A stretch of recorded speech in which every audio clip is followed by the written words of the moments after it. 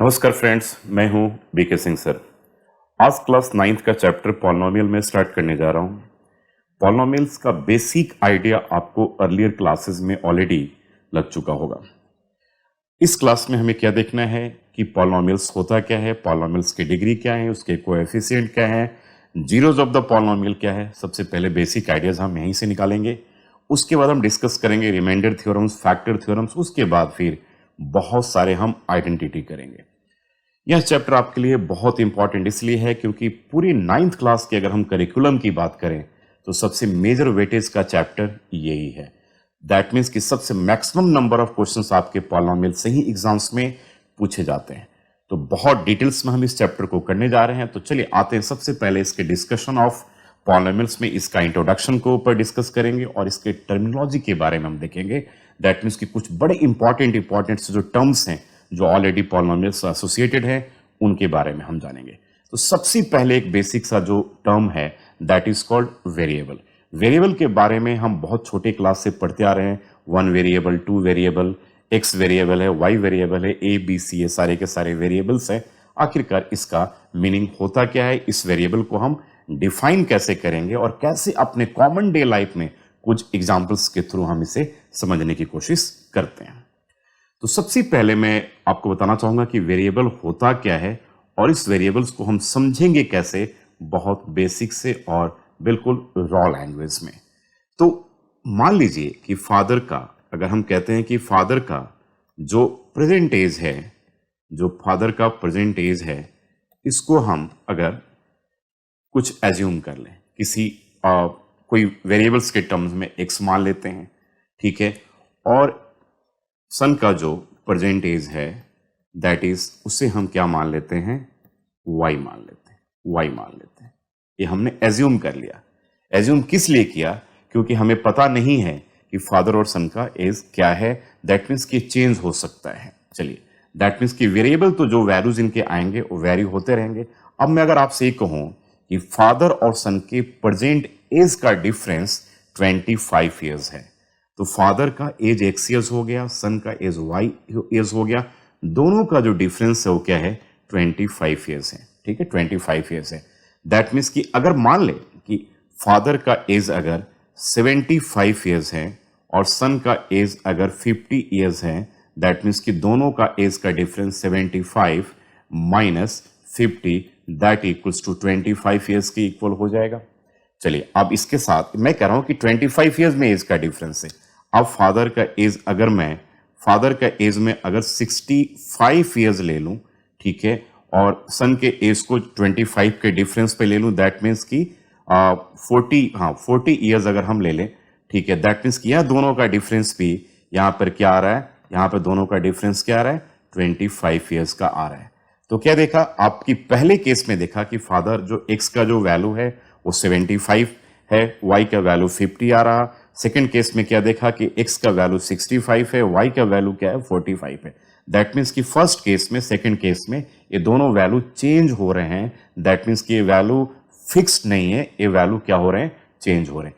Fixed यहां पे क्या चीज है, तो फिक्स्ड यहां पे हमारे पास 25 है। तो फादर का कुछ जो भी एज होगा और सन का जो एज होगा, जो डिफरेंट वेरी करते रहेंगे, लेकिन दोनों के एज का जो डिफरेंस है वो क्या होगा, 25 ईयर्स ही होगा। तो 25 ईयर्स को हम क्या कहेंगे, कांस्टेंट कहेंगे। क्या कहेंगे, कांस्टेंट कहेंगे। और यहां पे दो वेरिएबल हमारे पास है, एक वेरिएबल x है और यहां पे क्या है, y है। इन दोनों को हम क्या कहेंगे, वेरिएबल्स कहेंगे, क्योंकि इनके वैल्यू जो है वो क्या हो रहे हैं, चेंज होते रह रहे हैं।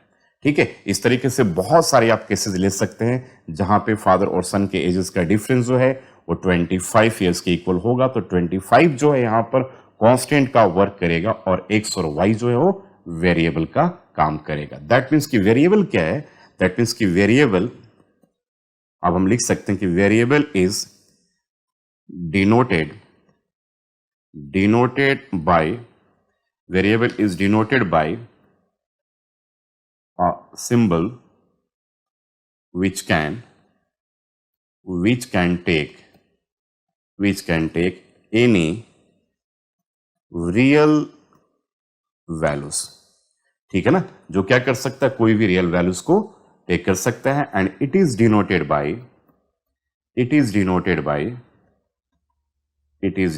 Bye X Y Z, even की ए बी सी एक्सेट्रा, इनसे आप क्या कर सकते हैं, इसको आप डिनोट कर सकते हैं। ठीक है ना, तो ये तो बात रहा वेरिएबल का। तो आपने देख लिया कि वेरिएबल क्या है। ठीक है, एक सिंबल है which can take any real values को वो ले सकता है, तो this part is called variable कहेंगे। अब कुछ और एग्जांपल मैं लेकर के आपको बता रहा हूं। चलिए, आपने छोटे क्लासेस में देखा होगा कि स्क्वायर का हम पेरीमीटर कैसे फाइंड करेंगे, स्क्वायर का एरिया कैसे फाइंड करेंगे। अगर मान लीजिए कि आपके पास एक स्क्वायर दिया हुआ है, ये आपके पास एक स्क्वायर है, स्क्वायर हमारे पास क्या है, ए बी सी डी है, एक स्क्वायर।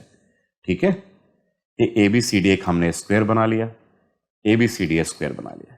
अब ए बी सी डी का अगर मान लीजिए इस स्क्वायर का अगर वन साइड 5 यूनिट्स गिवन हो, ठीक है, स्क्वायर एक गार्डन मान लीजिए आप, स्क्वायर गार्डन है, ठीक है, तो अगर इसका एक जो साइड है वो मान लीजिए कि 5 मीटर गिवन है, थोड़ा सा ये 5 मीटर है और ये भी 5 मीटर है, 25 मीटर मान लीजिए, 25 और 25 and then this is 25 metre है। तो स्क्वायर गार्डन का एक साइड जो है 25 मीटर है, दूसरा साइड भी 25 मीटर है, थर्ड साइड 25, फोर्थ साइड, क्योंकि स्क्वायर है तो ऑल साइड्स आर इक्वल, सो सारे साइड्स क्या हो जाएंगे 25, 25। अब इसका अगर हमें पेरीमीटर फाइंड करना हो, इस पार्ट का क्या करना हो, हमें पेरीमीटर फाइंड करना हो, तो पेरीमीटर क्या होगा, सम ऑफ जो लेंथ ऑफ बाउंड्रीज होता है, दैट मीन्स की 4 मल्टीप्लाई क्या होगा 25 एंड दैट इक्वल्स टू क्या होगा 100 मीटर के इक्वल होगा, 100 मीटर के इक्वल होगा। ठीक है, तो अब अगर मैं इसी स्क्वायर के अगर एक साइड को अगर मैं x मीटर एज्यूम कर लें, इस स्क्वायर का हमने वन साइड को क्या किया, साइड्स को क्या किया, x मीटर एज्यूम कर लिया, तो x मीटर हो गया, यहां पर x मीटर हो गया, यहां पर x मीटर हो गया और यहां पर क्या हो गया x मीटर हो गया। ठीक है, अब जब इसका पेरीमीटर फाइंड करना हो, तो ये पेरीमीटर फाइंड करना हो तो दैट इक्वल्स टू क्या हो गया 4 into side, 4 multiply side and that equals to क्या होगा 4 इंटू एक्स के इक्वल होगा। ठीक है, क्या होगा 4x के इक्वल होगा। अब देखिए, अब जरा ध्यान से देखिएगा, हमने पेरीमीटर क्या निकाला 4x निकाल लिया। ठीक है, तो पेरीमीटर 4x निकाला। अब अगर x हमारे पास 10 मीटर के इक्वल हो तो दैट मीन्स कि इस केस में पेरीमीटर जो होगा वो क्या होगा 4 into 10 that equals to 40 metre होगा। अगर हमारे पास x इक्वल्स टू 20 मीटर हो तो इस केस में पेरीमीटर क्या होगा 4 into 20 that equals to 80 metre के इक्वल होगा। अगर x आपके पास 30 मीटर हो तो इस केस में पेरीमीटर जो होगा दैट इक्वल्स टू क्या होगा 4 into 30 and this equals to 120 metre होगा। तो क्या देखा, जैसे जैसे x चेंज हो रहा है दैट मीन्स की साइड चेंज हो रहा है, उसी अकॉर्डिंगली उसके पेरीमीटर्स भी क्या हो रहे हैं, चेंज हो रहा है। तो देखिए अब ध्यान से, जैसे x चेंज हो रहा है तो यहाँ पर x क्या वेरिएबल का काम करता है, क्योंकि x हर केस में P1 के केस में x डिफरेंट है, P2 के केस में x is different and P3 के केस में x इज अगेन डिफरेंट। तो जब x चेंज होता जाएगा, ठीक है, तो पेरीमीटर भी चेंज होता जाएगा। दैट मीन्स यहाँ पर क्या है, x वेरी कर रहा है, पेरीमीटर अलग अलग आ रहा है तो x वेरी कर रहा है। तो एक हमारे पास टर्म यहाँ पे क्या आ गया 4x आ गया। सेम कंडीशन अगर मैं कहूँ कि एक आपके पास स्क्वायर गार्डन दे रखा है, ठीक है ना, स्क्वायर गार्डन दे रखा आपके पास और इसका मान लीजिए 20 मीटर साइड है, तो सारे all sides will be 20 metre हो जाएगा, 20 मीटर हो जाएगा। और अब हमें क्या करना है, इसका एरिया फाइंड करना है। तो इसका एरिया ऑब्वियसली, ठीक है, साइड स्क्वायर होता है तो 20 का स्क्वायर हो जाएगा, दैट मीन्स कि 400 क्या होगा मीटर स्क्वायर हो गया। नहीं, अब हम इसी स्क्वायर की एक साइड को अगर x मीटर एज्यूम कर लें, क्या करेंगे, इसके एक साइड को हम क्या करते हैं x मीटर एज्यूम कर लेते हैं। चलिए, अब इसके साइड को हमने x मीटर ले लिया तो obviously all sides will be x metre हो जाएगा। तो इस केस में जो इसका एरिया होगा वो x स्क्वायर क्या होगा मीटर स्क्वायर के इक्वल होगा। अब यहाँ पे आप इसके साइड को चेंज करते चलिए तो एरिया भी अलग अलग चेंज होता रहेगा।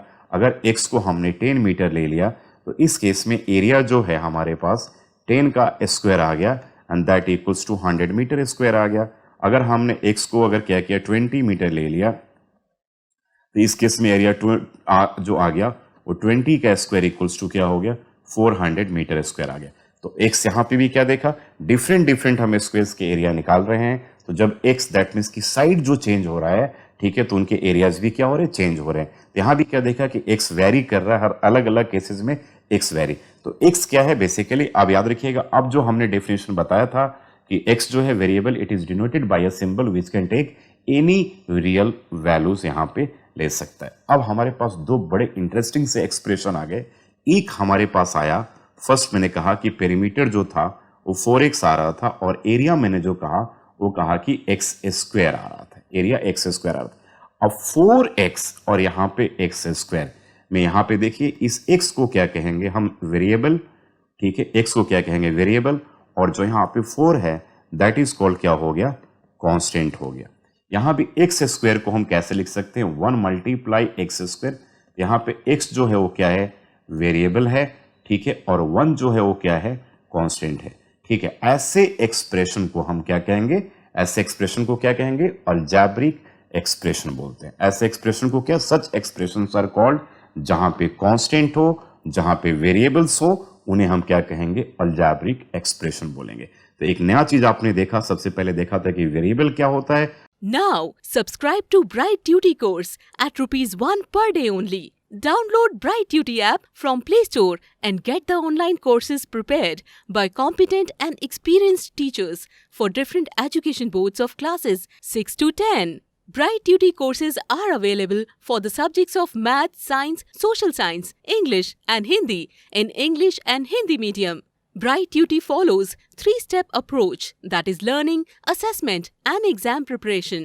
In learning, topic-wise video lectures with explanation of concepts and discussion of textbook examples and questions are available with the solutions. In assessment, topic-wise online MCQ test, practice assignments and chapter-wise question bank are available with the solutions. In exam preparation, previous year's question papers, sample papers and model test papers are available with the solutions. Sign up today on Bright Tutor and avail your courses at affordable prices. अब इस case में आप देखेंगे कि algebraic expression क्या होता है। That means कि अलजेब्रिक एक्सप्रेशन जो है कंसिस्टिंग ऑफ, इसको हम क्या लिख सकते हैं, कंसिस्टिंग ऑफ वेरिएबल्स एंड क्या होगा, कांस्टेंट्स होगा। क्या है, कांस्टेंट। दैट में किसी भी अलजेब्रिक एक्सप्रेशन में वेरिएबल्स होंगे और वहां पे क्या होंगे, कांस्टेंट होंगे। चलिए कुछ अलजेब्रिक एक्सप्रेशन लिखने की कोशिश करते हैं हम। जैसे एक हमने लिख दिया कि 3x square and plus 5x minus 9, ये क्या हो गया, एक अलजेब्रिक एक्सप्रेशन हो गया। यहाँ पे 9 जो है कांस्टेंट का काम करता है, 3x स्क्वायर में x वेरिएबल है, और यहाँ पे 3 जो है वो क्या है, x स्क्वायर का कोएफिशिएंट है। यहाँ पर 5 है और x का कोएफिशिएंट यहाँ पर क्या है, 5 है। दैट मीन्स कि हर अलजेब्रिक एक्सप्रेशन में कुछ ना कुछ टर्म्स होंगे। तो अगले पार्ट में आते हैं, सी पार्ट में टर्म्स की बात करते हैं। जैसे हमने एक यहाँ पे लिखा अलजेब्रिक एक्सप्रेशन क्या है, 3x square plus 5x minus 9, और यहाँ पे देखा हमने कि हमारे पास कितने हैं, 3 टर्म्स यहाँ पे, कितने हैं, 3 टर्म्स यहाँ पे आ रहे हैं। अब इन सारी टर्म्स को अगर हमें सेपरेटली लिखना हो तो इसमें कौन कौन से टर्म्स है, पहला टर्म आपके पास 3x स्क्वायर है, सेकेंड टर्म क्या है, 5x है, और थर्ड टर्म क्या है आपके पास, माइनस 9 है। जहां पर माइनस 9 जो है कांस्टेंट का काम करेगा, x जो यहां पर क्या है, वेरिएबल है, ठीक है, यहां भी x क्या है, वेरिएबल है, तो ये 1 वेरिएबल का, ठीक है, एक्सप्रेशन कहा जाएगा। अभी तक मैंने यह नहीं बताया कि पॉलिनोमियल हम किसे कहेंगे, अभी मैं वो डिस्कस करूंगा। तो इसे हम क्या बोलेंगे, अलजेब्रिक एक्सप्रेशन, फिर क्या बोलेंगे, हर टर्म्स को। हर टर्म्स में याद रखिएगा, इन एवरी टर्म्स वहां पे क्या होते हैं, कोएफिशिएंट्स भी होते हैं। तो अब अगले पार्ट में आते हैं, हम कोएफिशिएंट्स की बात करते हैं। इसकी बात करेंगे, कोएफिशिएंट्स की बात करेंगे। तो कोएफिशिएंट में देखिए, इसका पहला जो टर्म था हमारे पास वो 3x स्क्वायर था, that equals to 3 multiply x square है। तो इसे एक्सप्रेस करेंगे हम कोएफिशिएंट ऑफ, जो यहाँ x स्क्वायर होगा दैट विल बी क्या होगा, 3 के इक्वल होगा। इस केस में जो x स्क्वायर का कोएफिशिएंट क्या है, 3 के इक्वल है। इसके दूसरे टर्म की बात करते हैं। सेकेंड टर्म हमारे पास क्या था, 5x था, तो 5x के केस में इसे we can write 5 multiply x, that means कि इसे हम लिखेंगे कोएफिशिएंट ऑफ क्या हो जाएगा, x जो होगा दैट विल बी क्या होगा, 5 के इक्वल होगा, ठीक है। और अब बाकी आते हैं हम थर्ड टर्म, हमारे पास थर्ड टर्म क्या है, माइनस 9 है। तो माइनस 9 को हम क्या लिख सकते हैं, ध्यान रखिएगा, ये बहुत काम की चीज है, माइनस 9 मल्टीप्लाई 1 लिख सकते हैं ना, माइनस 9 मल्टीप्लाई 1। अब फिर फर्दर इसे क्या करेंगे, माइनस 9 मल्टीप्लाई 1 को क्या लिख सकते हैं हम, x raise to the power 0, because x raise to the power 0 जो होता है वो 1 के इक्वल होता है।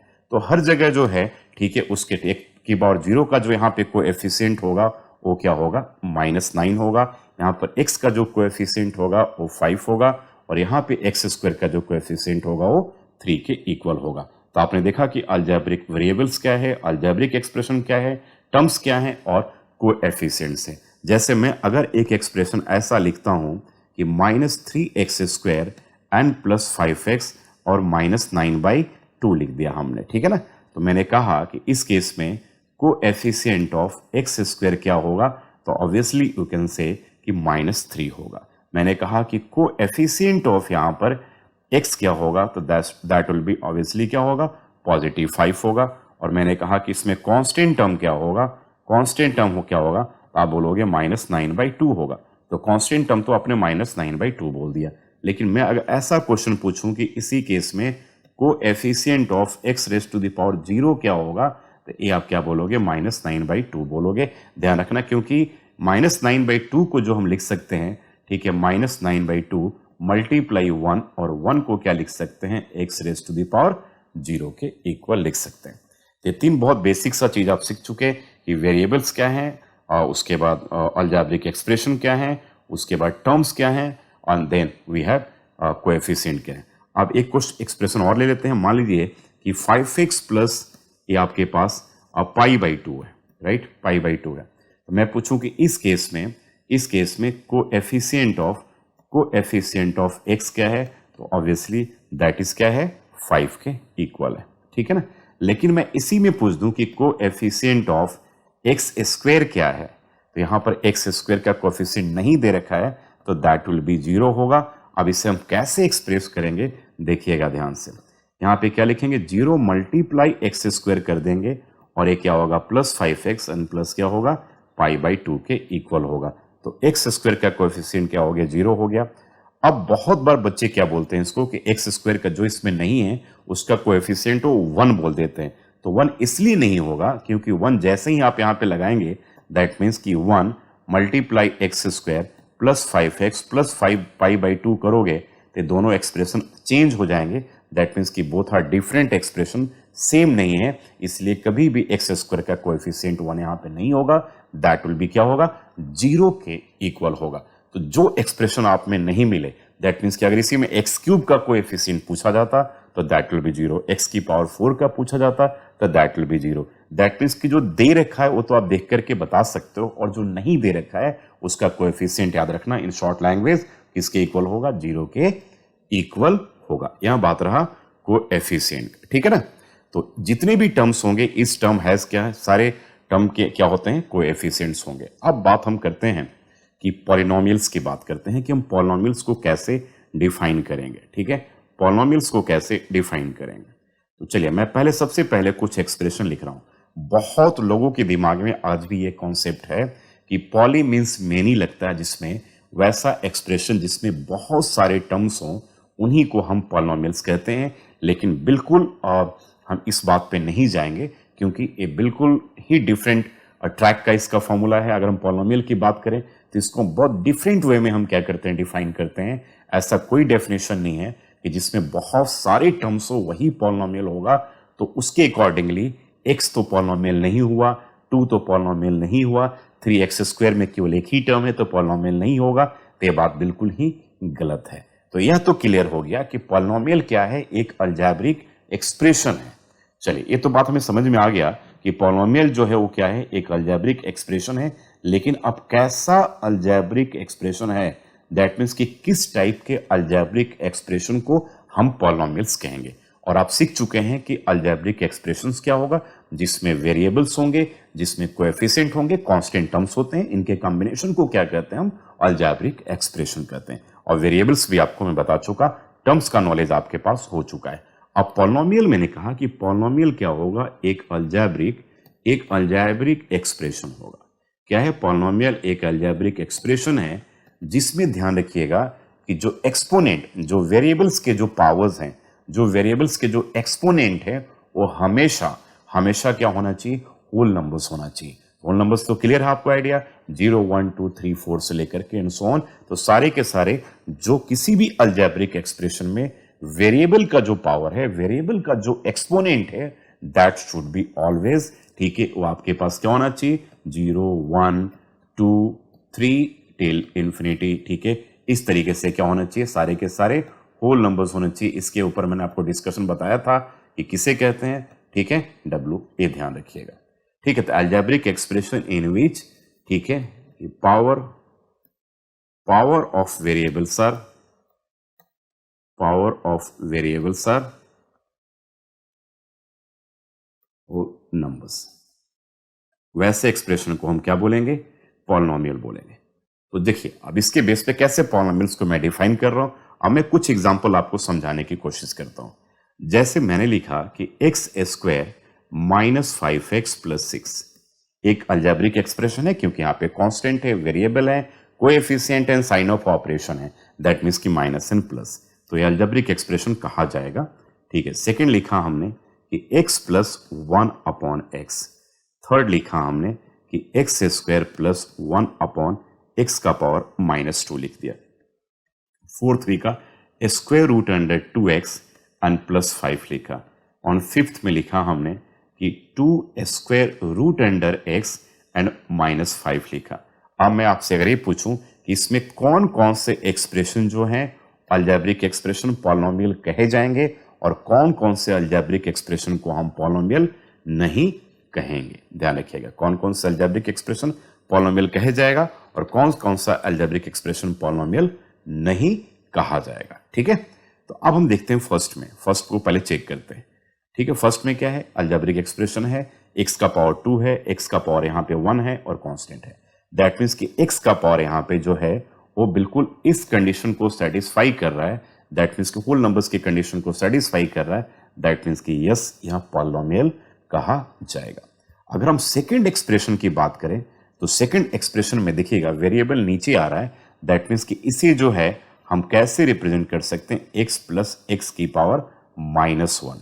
अब देखिए यहां पर, ठीक है, x का पावर 1 है और x का पावर माइनस 1 है, दैट मीन्स कि x का पावर 1 और x का पावर माइनस 1 ये होल नंबर्स के बाउंड्री पे नहीं आएगा, so this is not a polynomial, क्योंकि माइनस 1 होल नंबर्स नहीं है, वो तो इंटीजर का पार्ट था, है ना, इंटीजर का पार्ट है, दैट मीन्स कि this will B not a polynomial. Second part देखते हैं हम, यहाँ पे थोड़ा सा कंफ्यूजिंग है, यहाँ पर कह रहे हैं कि एक्स स्क्वायर, यहाँ पावर चेंज कर लीजिए, एक्स की पावर माइनस 4 कर लीजिए आप, ठीक है ना। तो अब यहाँ पर आपके पास आ गया x square plus 1 upon x का पावर माइनस 4 है, दैट मीन्स कि एक्स स्क्वायर, और ये जब न्यूमरेटर में के पार्ट में जाएगा तो दैट विल बी एक्स का पावर 4 हो जाएगा, ठीक है। यहाँ पे क्या देखा कि एक्स का पावर एक में 2 है और एक में एक्स का पावर क्या है, 4 है, तो 2 एंड 4 जो दोनों हैं वो क्या है, होल नंबर्स के बाउंड्री को सेटिस्फाई करते हैं, इनका एक्सपोनेंट, ठीक है। So yes this will be polynomial होगा। अब आते हैं नेक्स्ट पार्ट पे, square root under 2x plus 5।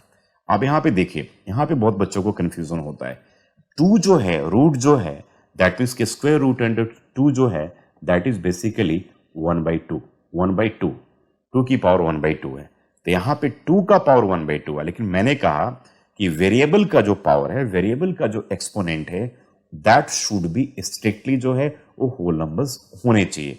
तो √2 तो रियल नंबर है, तो √2 से तो हमें कोई मतलब है ही नहीं, ठीक है ना, हमें यहाँ पर x से मतलब है, तो x का पावर यहाँ पे 1 है एंड 1 जो है वो क्या करता है, इस बाउंड्री को सेटिस्फाई कर रहा है, तो yes this is a polynomial and this all polynomials are in one variable, single variable, क्योंकि मैं यहाँ पर वेरिएबल के केस में केवल x को यूज कर रहा हूँ। यहाँ पे अगर y होता तो पॉलिनोमियल होता तो जरूर, लेकिन वो क्या होता है, इन डिफरेंट वेरिएबल्स, x और y वेरिएबल में कहा जाता।